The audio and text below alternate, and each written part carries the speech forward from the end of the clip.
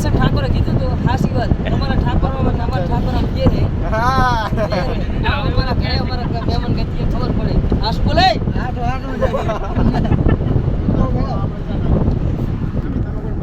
અને મોટા પંચા બાકી અનુપ ઠાકોરની ચેનલને તમે સપોર્ટ કરો અને સબસ્ક્રાઇબ કરો. આટુથી તમને હકીકતની વાત કહું, બાબુ ઠાકોર ભલે નશામાં છે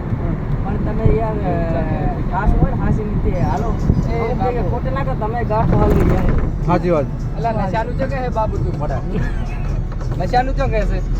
નશો કઈ ના નશાનું ના બાબુ ઠાકોર છોકરા દીકરો છે ને જીવો નશાનું ના કહેવાય શું પડા તું